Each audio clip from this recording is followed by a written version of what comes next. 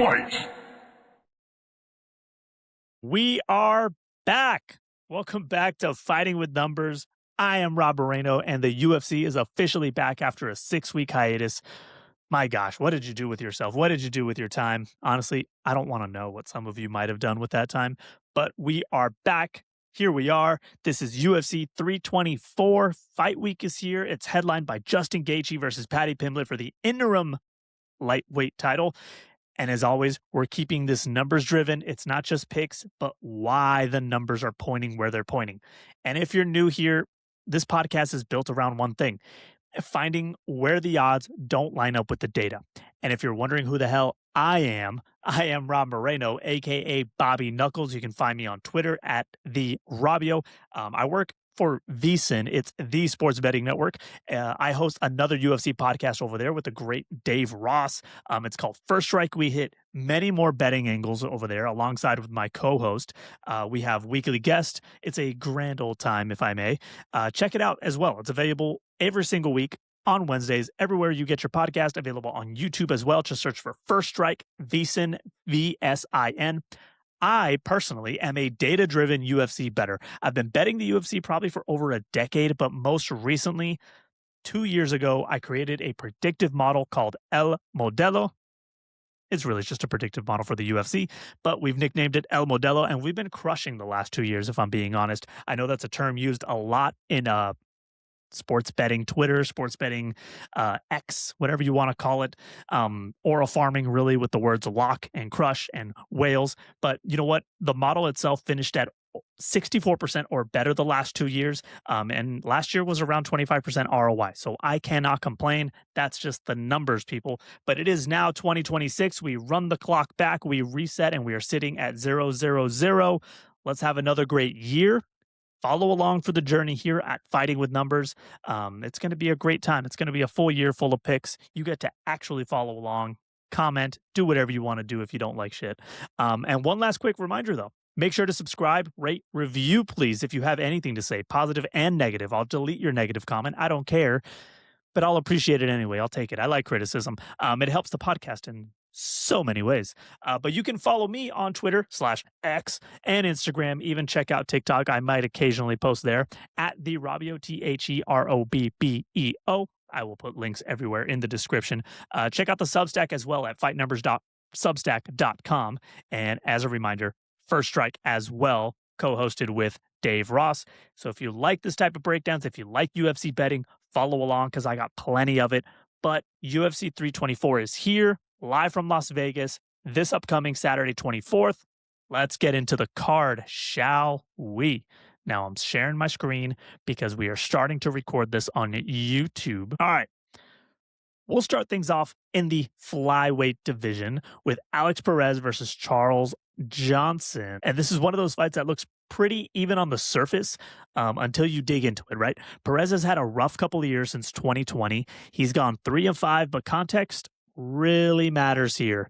His losses aren't random. We're talking about Davison Figueiredo, Alexander Pantoja, Mohamed Mokaev, and most recently, Tatsuro Taira and Alsu Almabayev. That's a brutal stretch. Overall, he's 7-6 in the UFC, but against elite competition.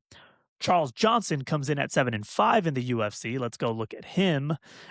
Fresh off a TKO win over Lonair Kavanaugh back in August, and worth noting, he does own a win over current champion Josh Van. Now, physically, Johnson holds a 5-inch reach advantage, and when we look at XR percentage, they're closer than you'd expect. Perez sits at 59%, Johnson at 53%. It's not a deal breaker, but Johnson is hovering closer to that danger zone that is right below 50. On the feet, this fight is tight. Perez lands 4.15 significant strikes per minute with a 0.93 differential, absorbing just over 3 significant strikes per minute. He's scored 4 knockdowns so far in the UFC. Charles Johnson actually lands a bit more volume at 4.73 significant strikes per minute with a similar differential, absorbs a bit more, and has also scored 4 knockdowns as well. The striking alone doesn't separate these two. So where does the edge come from? It's the grappling and ground. Perez holds a 74% control rate in clinch and ground time, compared to just 22% for Charles Johnson. He has landed 15 takedowns at nearly 50% accuracy, while Johnson has only landed 6 total in the UFC. Yes, Charles Johnson has faced a ton of takedown attempts, over 100 actually, and he's defended them at a respectable 67% clip.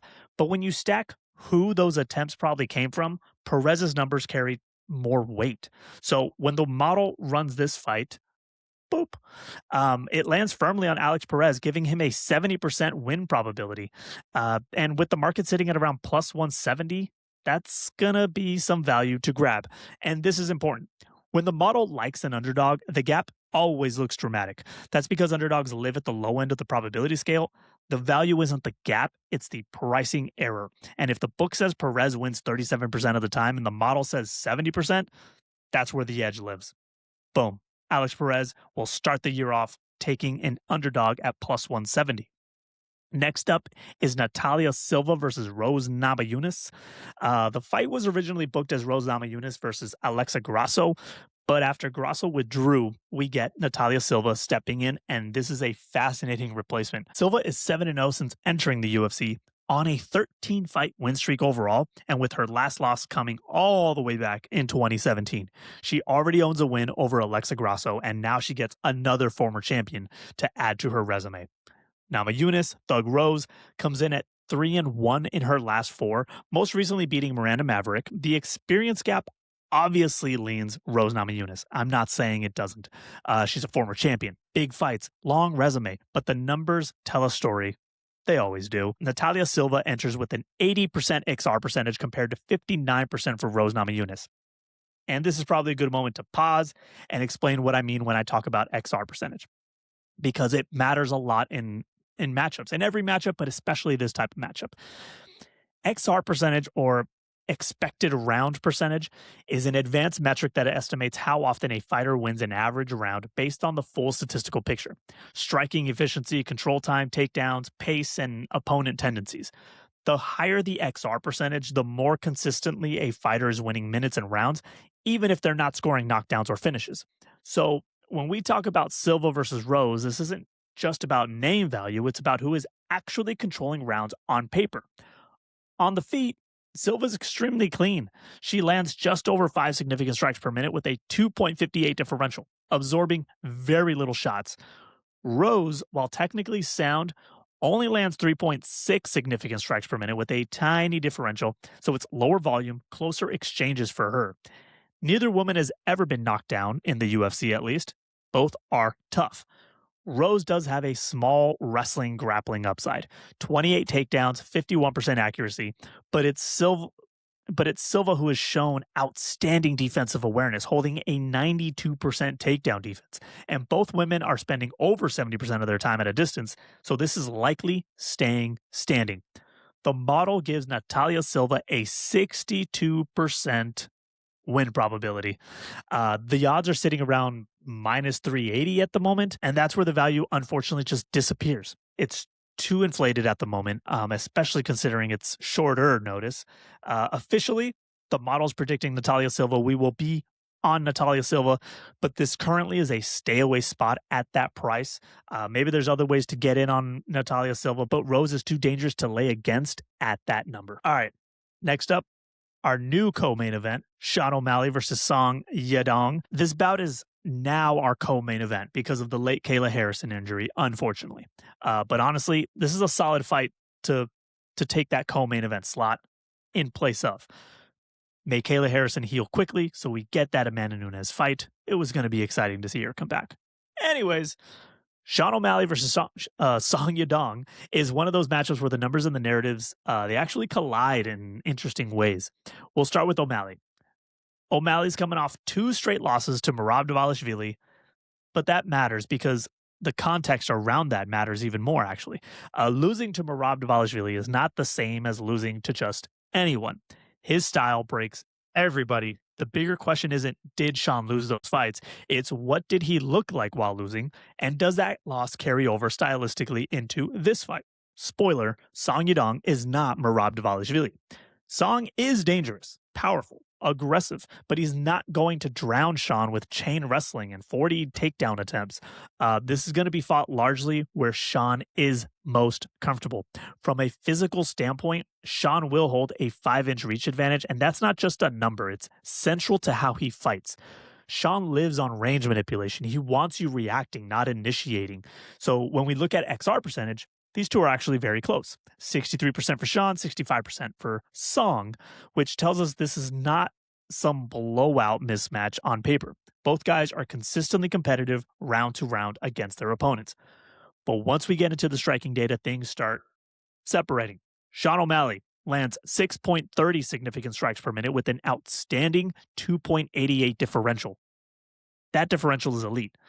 I mean, he's not just landing, he's avoiding damage at a very high level. He's also doing it with a 61% accuracy, which is massive when you consider the volume that he does throw. Song Yedong, across from him, he lands less volume, 4.58 significant strikes per minute, not bad. And while he carries power, his 0.58 differential tells us he's absorbing nearly as much as he's giving back. That matters against a sniper like Sean O'Malley. Now, Song Yadong does have one thing Sean has to respect. There is a power consistency. Song Yadong has scored 7 knockdowns in the UFC. I needed to verify. That's why I slowed down there. Sean O'Malley has 6 to his credit, but Song has 7. He throws with bad intentions as well. And here's the thing. Neither man has actually ever been knocked down in the UFC. That's huge. So now we ask, if neither guy is likely to crack the other one clean early, who wins the minutes, especially those early minutes? And that's where Sean O'Malley's efficiency, accuracy, range, all that control starts to show up. Song does have sneaky grappling metrics, a 59% control rate in clinch and ground time, but this isn't a fight where I expect him to lean on that. And even if he tries, Sean's defensive awareness has improved significantly since earlier in his career. So when the model runs the fight, boom, it lands on Sean O'Malley at around 68%. And with the odds hovering just around minus 190 at the moment, this is one of those rare moments where the market and the model mostly agree. That doesn't mean it's risk-free. That doesn't exist. It just means you're not forcing value where it doesn't exist. So the official play here is on Sean O'Malley. But I stress this. At under minus 200, if you're playing him, this is the number around minus 190. Any higher, and I'd walk away from this. All right, settle in, kids, because this is our first main event of 2026. This is it. UFC 324 will be headlined by Justin Gaethje versus Paddy Pimblett. And whether people like it or not, this is the fight we're going to end the month with. Ilia Topuria is currently sidelined. Legal disputes. That this isn't the podcast for me to share my opinions. But he is not stripped of the belt at the moment. So we are fighting for an interim lightweight title. And yes, the debate is loud, but we don't argue here. We just run numbers. I get it. Are these guys the qualified two to fight for an interim belt? I mean, hey, we're starting the year without any actual champions on a fight card, right? There's going to be an interim champion at the end of the night, but no real full-time champion. But it is what it is. UFC 324 is our first Paramount event. Hopefully, they're good fights nonetheless. So we'll start with the elephant in the room, age and mileage. There is a 6-year age gap. Paddy Pimblett, 31 years old. Justin Gaethje, 37 years old. And as was mentioned on last week's First Strike, we got going early in that show. Our guest was Lou Finocchiaro, and he mentioned that in the book Fightnomics, written by Reed Kuhn, another great guest that we have often on First Strike, 6 years is the point where age begins to matter in MMA, especially when one fighter has been in repeated wars. And nobody has been in the type of wars that Justin Gaethje has been in. He has fought just twice in the last 2 years. We obviously know the brutal knockout loss to Max Holloway, followed by a decision win over Rafael Fiziev. Paddy Pimblett, also only 2 fights in 2 years. Activity doesn't really favor either side here. They've both been just stopping by. But the resume, it's no contest. Justin Gaethje's resume is absolutely elite. Paddy Pimblett's is not. And this part isn't opinion, it's just math. Paddy Pimblett's last 4 opponents, Jared Gordon, King Green, Tony Ferguson, Michael Chandler, they are a combined 5-11 in their last 4 fights. This is not championship level run. Meanwhile, Justin Gaethje has fought the absolute best the division has to offer for nearly a decade. So why on earth does the model like Paddy Pimblett? We'll stick around and find out because I just spoiled that part. Let's put that up on the screen. This is where the data gets uncomfortable. XR percentage is the first major red flag. Paddy Pimblett enters with a 76% XR percentage. Justin Gaethje sits at about 46%. Now, I understand. I just went through Paddy Pimblett's resume, and he built a great XR percentage against not so great opposition. Justin Gaethje, he's been in wars, and he has definitely got the better resume. But any XR percentage below 50% is not just bad. It means on average, you are losing rounds, Justin. And for a fighter with his style, one that embraces chaos, that becomes dangerous, especially late in a career. Let's talk striking, because this is somewhere the fight could be decided. Justin Gaethje lands 6.59 significant strikes per minute. That's a lot. But here's the problem. He absorbs 7.18 significant strikes per minute. That's even more. That is an enormous amount of damage, and it's not sustainable forever is the issue. It's why he's thrilling. It's why he's known as the highlight, and it's why his fights age fighters quickly. Paddy Pimblett, meanwhile, lands 5.19 significant strikes per minute. That's good. With a positive 2.08 differential, meaning he's absorbing just 3.10 significant strikes per minute. He's not just surviving exchanges, he's winning them clean. And here's a wild stat that keeps popping up when you look at Paddy's UFC run, by the way. He has never been knocked down, and he has never been stopped either. That doesn't mean he can't be. It just means he hasn't shown cracks yet in the UFC. Now, the sneaky part of this fight isn't the striking. It's the submission threat. Paddy Pimblett has 3 submission wins in the UFC, 11 in his pro career, by the way. If Justin overcommits, especially late, Paddy Pimblett is absolutely capable of snatching something ugly. Justin's wrestling has always been more defensive. He is a collegiate wrestler, but he uses it more defensively. He holds a respectable 68% takedown defense, but he's only faced 22 total takedown attempts in 14 UFC fights, by the way. That's not a ton of grappling stress over a long career. So when the model runs everything, let's hit that button. Boop, model ran. Age, damage absorbed, XR percentage, efficiency, submission upside. It lands on Paddy Pimblett with a 76.81% win probability. The odds currently sit closer to minus 220, implying about 68%. That's not a massive edge, but it is an edge. Now, let me be very clear. Justin Gaethje can absolutely win this fight. One clean shot can change everything. He is a man with nothing to lose, technically. He has said if he doesn't win the belt here, he's most likely retiring. So it is balls to the walls for Justin Gaethje to get that title. But when you remove emotion, reputation, highlight reels, the numbers point to the younger, cleaner, more efficient fighter. The official pick from the model is Paddy Pimblett. Carefully played, not forced, and this will be the biggest test of Pimblett's career by a mile. And if he passes it, man, his career changes. All right, that's going to do it for this week's episode of Fighting with Numbers. As always, we're not here to force bets or chase any chaos. We're here to let the numbers guide us, stay disciplined, make smart decisions over the long haul. It is a long 2026 ahead of us. There is a lot of fights to bet, a lot of cards, but a lot of fights to bet. So we're going to take it slow, man, especially early in the year. Protecting the bankroll matters just as much as finding value card to card does. Now, if you enjoyed this episode, make sure you're subscribed wherever you listen to podcasts so you don't miss a drop. You can also find all my written breakdowns, model notes, betting angles over at fightnumbers.substack.com. That's where everything lives in full detail. I will put out all of the modeled fight reports there, as there's more than just the 4 that I talked about here. Not everything's a bet, but you can read up there and see what else is coming out of the model for the week. And you can follow me on social media as well, Twitter, Instagram, TikTok, at The Robio. Links will be in the description in case you need to spell The Robio.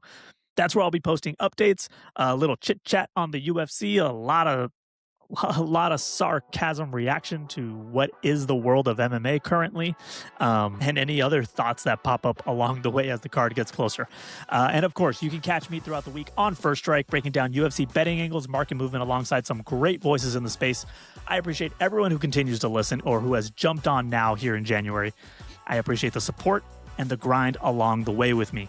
We're just getting started this year. We'll be back soon with more numbers, more context, more fights to break down. Good luck this weekend. Bet smart, respect the data, and I'll talk to you next time. Fight!